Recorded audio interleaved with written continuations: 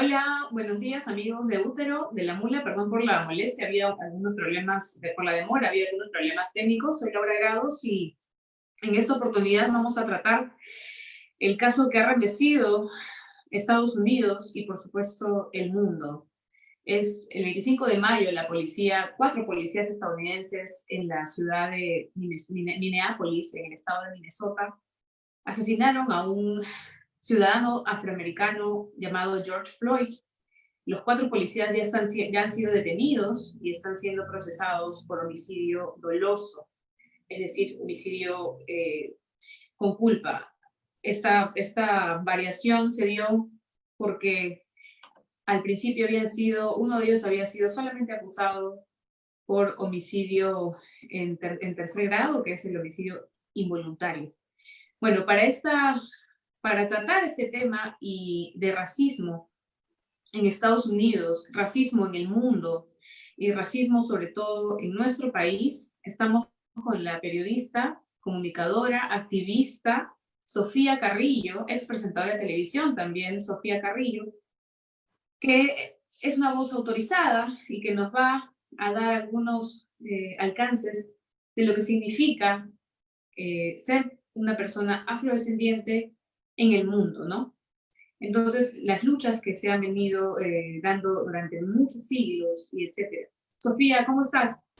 Buenos días.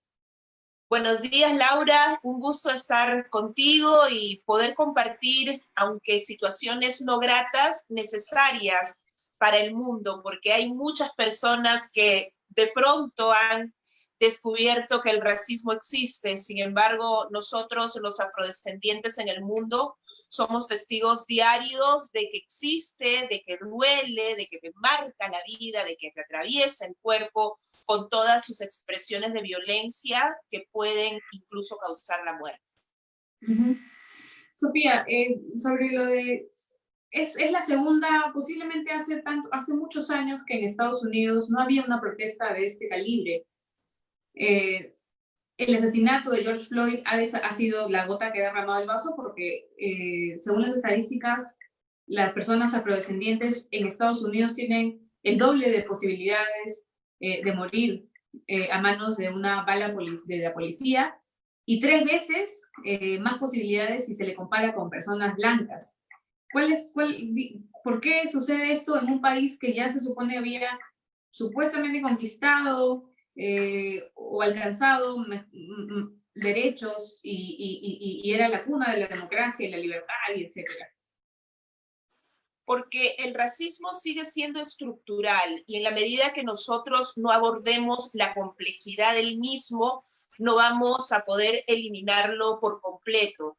En Estados Unidos, sin duda, a partir de la anterior existencia de políticas segregacionistas, con todos los cambios que se dieron para fomentar de alguna manera un trato no discriminatorio, se desarrollaron muchas acciones afirmativas y políticas públicas buscando la participación en igual de condiciones de los afroamericanos. Pero esto puede ser muy interesante a nivel declarativo e incluso a nivel de normas y demás.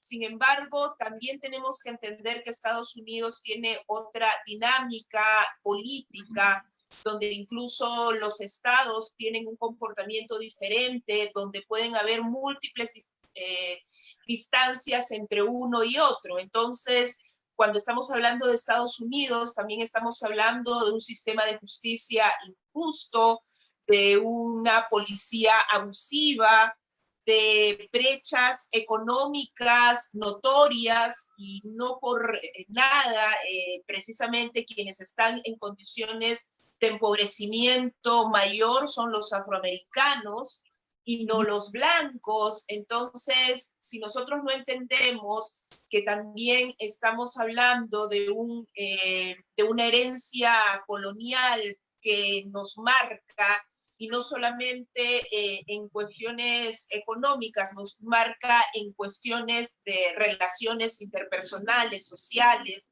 en posibilidades de seguir creciendo socioeconómicamente, no vamos a poder cambiar sustancialmente la situación. acompañado a esta gestión, ¿no?, del presidente Trump, que lejano de poder dar un mensaje de paz, de armonía, de calma, lo que está haciendo desde hace ya mucho tiempo es incentivar la discriminación, la exclusión y el abuso. Entonces, todo esto hace que en particular la sociedad afroamericana diga basta, ¿no? Basta de tanta injusticia, basta de tanto abuso, basta de tanta impunidad. Y una situación que puede verse, entre comillas, lejana a nivel físico, nos parece cercana y la sentimos los afrodescendientes en el mundo, porque estas situaciones de desigualdad, de exclusión, de abuso, de falta de reconocimiento, de ausencia de posibilidades de desarrollo, lo vivimos los afrodescendientes en distintas partes del mundo. Eso justamente, la CNN, si no me equivoco, ha sacado un estudio de quién es el país, cuál es el país latinoamericano en el que se asesinan a más, en el que la policía asesina a más afrodescendientes más que en Estados Unidos, y ese resulta ser Brasil. Así es. Entonces, ¿por qué? Bueno, la población en Brasil, la población afroamericana en Brasil es porcentualmente mayor a la peruana, si es que no me equivoco. ¿Y por qué en Perú no sucede esa violencia, esa muerte? ¿Tiene que ver tal vez con que la policía no tiene permiso para disparar? Porque si tuviese permiso posiblemente habría una cifra alta también aquí. ¿Se podría concluir así? Claro, tiene que ver con eso, porque recordemos también que en la época del conflicto armado y el terrorismo, si bien es cierto, los afrodescendientes no fuimos las víctimas mayores y numéricas, sí los pueblos indígenas, y allí también estamos hablando de racismo, ¿no? Estamos hablando de impunidad. Muchas mujeres y hombres indígenas murieron también en este conflicto armado y muchas veces en manos del ejército. Entonces, eso no lo podemos obviar y olvidar. Si bien es cierto, creo que ahora no vamos a hablar de muertes por asesinatos o crímenes de odio, porque hay que decirlo así, crímenes de odio por cuestiones étnico-raciales, hay otras manifestaciones del racismo, porque el racismo se presenta de distintas formas. Puede ser asesinándote, como ocurre en Estados Unidos, pero también puede plantear otro tipo de agresiones institucionales y de microagresiones que te van minando por dentro y que van determinando la manera como puedes o no desarrollarte, cómo puedes o no ser reconocido como ciudadano y ciudadana en este país. Ahora, y en el Perú, ya trayendo esta problemática al Perú, Jorge Benavides, que es el creador de este personaje cómico en un principio, el Negro Mama, que era, obviamente ha habido denuncias, incluso una sentencia en contra de esta representación, usa el blackface para el Negro Mama, usa los estereotipos de las personas andinas con la persona Jacinta, y aún así colocó en sus redes sociales el Black Lives Matter, bueno, sí. ese cuadro completamente negro en protesta, ¿no? Es como, ¿qué está pasando por la cabeza de esta gente? ¿Cuál es tu opinión con estos casos? Bueno, yo creo que hay mucha naturalización del racismo y por tanto se quiere entender que las prácticas cotidianas no califican como discriminación racial. Y yo lo puedo entender, no justificar, en personas que no hayan tenido mayor información, pero creo que con este personaje se ha dado más que información, se lo ha combinado incluso a nivel internacional, se le ha dado los argumentos por los cuales sus personajes son ofensivos y racistas para el pueblo afroperuano y para el pueblo indígena, en el caso de la paisana Jacinta. Entonces, aquí no estamos hablando de desconocimiento, aquí estamos hablando sí de doble moral, estamos hablando de esta, entre comillas, moda que están asumiendo muchas personas, no solamente él, muchas personas, ciudadanos de a pie, y más aún si eres un influencer o una persona que tiene un impacto mucho más mediático. Entonces, la contradicción en su máxima expresión, además, para mí es una burla, ¿no? Por lo menos yo quiero decir personalmente, creo que es una burla a nuestra lucha, es una burla a nuestro sentir, ¿no? Esa falta de respeto, esa falta de vernos como iguales, esa falta de entender nuestros sentires y de nuestros pesares, porque lo que tienen que entender tanto Jorge Benavides como otros artistas u otras personas es que cuando hacen este tipo de representaciones, ellos no están vulnerando, entre comillas, a solo una persona, están hablando de un pueblo, están ridiculizando a un pueblo como el indígena, a un pueblo como el afroperuano. Entonces, creo que es importante nuevamente decir de qué estamos hablando cuando decimos racismo. Parece algo básico y obvio, pero en nuestro país todavía hay resistencia, primero para reconocer su existencia, ¿no? Porque si tú preguntas si consideran que el Perú es un país racista, te van a decir que sí, más del 60%, incluso esto está totalmente registrado. Pero cuando tú les preguntas, ¿tú eres racista? No, yo no soy racista, yo quiero a todos, no veo colores, que es la peor expresión que pueden hacer. ¿No? Yo no veo color, cuando te veo yo no te veo color. A ver, ¿cómo es eso? Es decir, no te estoy diciendo que me mires, que me veas con el lente del color, ¿no? Para excluirme, para reducirme, para minimizarme, pero no puedes obviar que soy una persona afrodescendiente, no puedes obviar que soy una persona indígena, porque cuando obvias eso, estás obviando mi historia, estás obviando mi proceso, estás obviando mis luchas, ¿no? Mis muertes. Entonces, en esta época donde hablamos tanto de resultados, también es peligroso el olvidar los procesos que hemos tenido que pasar muchas personas para llegar a determinados resultados, ¿no? Claro. Justo hablando ya de celebridades que se han pronunciado, a mí un tweet de Miley Cyrus, esta cantante y actriz estadounidense, me llamó mucho la atención porque colgó de fondo un recuadro con el fondo de la bandera gay. Ahí está, gracias Carlos por ponerlo. Con el recuadro, después un círculo con la bandera trans y después una mano que tiene varios colores, pero empezando por los blancos. Los blancos arriba y los afro abajo. Es loquísimo, ¿no? Yo no sé si esto es una buena intención o es una manera de decir nadie menos, ¿no? Un símil, digamos. Sí. Bueno, ese es el tema, ¿no? Cuando decimos las vidas negras importan, no estamos negando la existencia de otras. Estamos diciendo que para este mundo y para esta sociedad nosotros estamos totalmente invisibilizados. Entonces, si tú colocas un gráfico de este tipo, obviamente a mí no me estás dando ningún mensaje distinto, ¿no?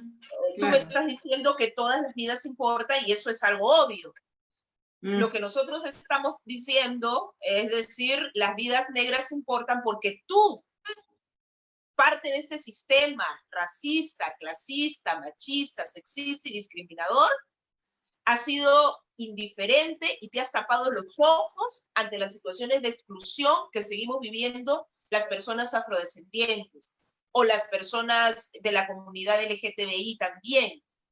¿No? Entiendo, quiero entender que por el mes del orgullo que quieren hacer algo allí, pero no, espero que sea desconocimiento, ¿no?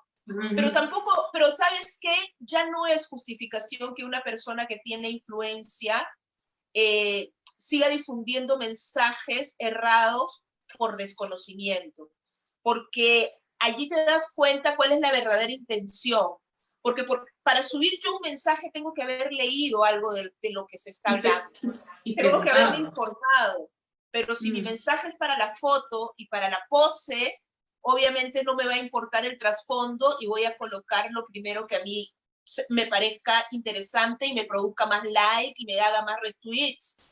Entonces, nuevamente, nuestra lucha y nuestros dolores no son moda. Nuestra lucha y nuestros dolores son precisamente situaciones que han vivido nuestras ancestras y nuestros ancestros y que seguimos viviendo nosotros y que esperamos en las próximas generaciones esta situación pueda cambiar, ¿no? Por eso estamos luchando. Hay un sentido de esta lucha, ¿no? Estamos luchando por George Floyd, y que desató nuestra indignación y nuestra rabia, pero no es el único afroamericano que ha muerto en estas circunstancias. Entonces, no borremos nuestro camino y no borremos las razones por las cuales estamos en estos momentos en una posición en la que hemos dicho basta ya. Y ahora, ya para terminar sobre esta intervención veloz, hay un hilo de Twitter que yo quiero destacar, que es de @afrofeministak, Kerly, que ha puesto Perú enfrenta a tu racismo. Dice el tweet de Kerly, el hilo de Twitter. Y empieza a enumerar varios episodios de personas conocidas afrodescendientes, como por ejemplo el boxeador Carlos Zambrano, que fue perseguido por el Serenazgo en San Borja cuando empezó a perseguir a un delincuente que le había robado el teléfono. Y a raíz de eso, un programa de televisión hizo un experimento social en el que el boxeador Carlos Zambrano y un argentino, bueno, que es un argentino blanco, empezaron a hacer las mismas cosas, ¿no? Como tratar de entrar a un auto, tratar de abrir la puerta de una casa. Y a diferencia del argentino blanco, el boxeador Carlos Zambrano tuvo que enfrentar o tuvo que sufrir la intervención de Serenazgo, de las fuerzas policiales. Esto se sigue repitiendo, sin duda, incluso desde la Policía Nacional también, más abajo, Carlos. Podemos ver la representación que se hizo hace unos años, en el 2018, claro, con este afrodescendiente, con un polo de marihuana, y los policías blancos, todo tan normal, ¿no? Tan normal. Entonces, yo quería una reflexión tuya. Yo no sé, las personas, los dueños de los medios de comunicación, los que controlan las instituciones o los que tienen influencia en las instituciones peruanas, ¿cómo podemos partir o qué más debemos hacer? No entiendo cómo después de tantos años continuamos teniendo las mismas fallas, las mismas taras, sin reconciliarnos, sin entendernos, sin aceptarnos. Bueno, porque también hay muchos grupos de poder, aunque les moleste que se hable de grupos de poder, que les interesa que esto se mantenga. Entonces, la situación es muy compleja. Nosotros cuando hablamos de racismo no estamos hablando solamente de la persona que me insultó en la calle, me agredió o me escupió. Estamos hablando de instituciones, tanto públicas y privadas, que pueden generar mayores barreras a las personas afrodescendientes e indígenas para acceder a determinado servicio o a determinado puesto, por ejemplo, en el mercado laboral. El racismo es estructural y, por tanto, las transformaciones tienen que ser estructurales. En este caso, tenemos que abordarlo desde el ámbito educativo. Ya muchos activistas en el Perú y en el mundo han señalado de manera explícita la necesidad de una educación antirracista. Y aunque esto parezca muy fácil de decir, te cuento, yo lo coloqué en Twitter y me han atacado de manera muy fuerte por decir que hay que ser antirracista, porque a partir de estos comentarios dicen que el ser antirracista es generar odio, ¿no? Entonces, imagínate el nivel de desconocimiento que puede existir en esto. Necesitamos que ya hayan acciones concretas por parte del Estado también, que esta educación sea antirracista, que esta educación permita conocer nuestra historia como se debe, que nos reconozca a las personas descendientes de africanos, no como esclavos en condición pasiva, sino como esclavizados, arrancados de nuestra tierra y traídos a esta parte del mundo en condiciones de trata y en condiciones inhumanas. Y no es que esto ya pasó. ¿Por qué vamos a hablar de esto, que eso es pasado? No, es presente, porque seguimos viviendo las consecuencias de la esclavización. Seguimos siendo herederos de una situación compleja, dolorosa para nosotras y para nosotros como afrodescendientes. Que si bien es cierto, y hay que decirlo, muchos propios afrodescendientes podrán minimizar esta situación, no es porque no estén sintiéndolo necesariamente, sino porque es complejo y es difícil. Salir y hablar de esto significa ataques, además significa que tú te estás reconociendo como parte de un pueblo que te han dicho que ha estado sometido durante siglos y que sigue siendo sometido, y por tanto tu actitud no puede ser distinta a la que tuvieron tus antepasados.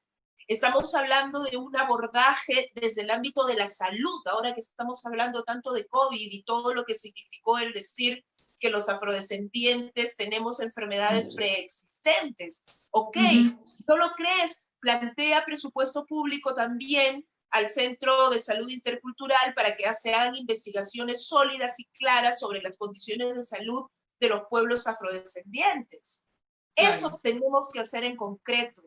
Y obviamente también asegurar la sanción de las prácticas racistas y discriminatorias. Tenemos un proyecto de ley que fue presentado desde hace mucho tiempo por el Ministerio de Cultura al Congreso. ¿Qué congresistas lo han asumido como propio? ¿Quién está hablando de esta situación? ¿Quién está hablando de las brechas, del empobrecimiento del pueblo afroperuano? Que según el censo del 2017, quienes se identifican como pobres son más del 30%, a diferencia de los mestizos y blancos que son 16% o poco más. ¿Cuánto porcentaje de brechas estamos hablando? ¿Y cuántas personas de carne y hueso afrodescendientes estamos hablando viven en condiciones de empobrecimiento sin que hayan políticas afirmativas que cambien esta situación? Entonces, esto no es solamente hablar de ahora, es hablar de décadas, de siglos, de años, ¿no? Entonces, las consecuencias de la esclavización las seguimos viviendo, porque en el momento en que nominalmente se dio la abolición de la esclavitud, nosotros tuvimos que ingresar a una sociedad clasista, racista, y que nos siguió sometiendo, porque no teníamos recursos para empezar nuestras vidas con independencia y con real libertad. Entonces, que no me digan que ya la esclavitud terminó y que automáticamente los afrodescendientes empezamos a vivir en condiciones igualitarias, porque eso no es así. ¿De qué estamos hablando? Si yo te puedo decir, seguro mi tatarabuela, mi bisabuela ha sido todavía esclavizada. Yo no te estoy hablando de situaciones que pasaron solamente hace 500 años, ¿no? Te estoy hablando de lo que ha pasado hace 100 años y que tiene consecuencias explícitas totalmente, ¿ah? Porque esto no es que no exista, que no se ve, explícitas. Porque el hecho de que ahora me digan, y solamente para, no quiero hablar, yo hablo mucho, pero solamente quería decirte que, por ejemplo, el hecho de que hace 2 días yo haya sido expuesta en un video que me hicieron hace casi 15 años, y donde obviamente me animalizan, me sexualizan, me ridiculizan, y que una de las primeras reacciones haya sido, ¿por qué no dijiste nada? Es porque me están culpando a mí como víctima y nunca vieron primero al agresor. Además que, y paréntesis, fue falso que yo no dije nada, eso está totalmente editado, pero eso hace 10 años, 15 años, era totalmente normal, y sigue siéndolo, ¿ah? No es tan lejano, ¿no? Pero obviamente las redes nos están dando otras posibilidades también de cuestionamiento, de interacción. Entonces, eso es lo que nosotros y nosotras estamos viviendo. Y si hubiéramos callado, Lo que me pasó a mí hace 10 años hubiera sido totalmente normal ahora.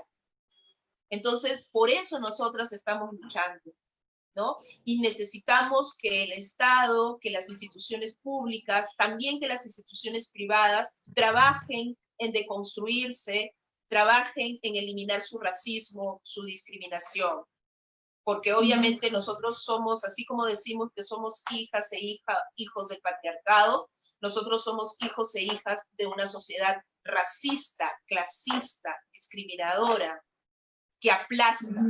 Y ese no me dejan respirar de George Floyd se convierte en no me dejas respirar para vivir mis sueños, para crecer, para poder ser lo que yo realmente quiero ser, sin necesidad de estar viendo que por mi color de piel me vas a cerrar las puertas, te vas a reír y me vas a anular definitivamente, ¿no? Muchísimas gracias, Sofía. De verdad ha sido una conversación bastante... Nos va a servir a todos y sobre todo a esta gente que todavía no termina de entender de qué va la lucha contra el racismo, ¿no? En el Perú y en el mundo en diferentes contextos. Gracias, Sofía. Bueno, amigos de Útero, amigos de La Mula, esta entrevista, bueno, va a tener que terminar. Lamentablemente tenemos otra más, ya viene Alberto Ñique, y luego estamos con Graciela Villasís, la jefa de una investigación del diario El Comercio, para conversar un poco sobre el caso Lavajato y las nuevas revelaciones. Muchísimas gracias, Sofía. Nos vemos en una próxima oportunidad. Gracias, Laura, y gracias a todas y todos que nos están siguiendo. Y a todos. Chao, gracias. Gracias.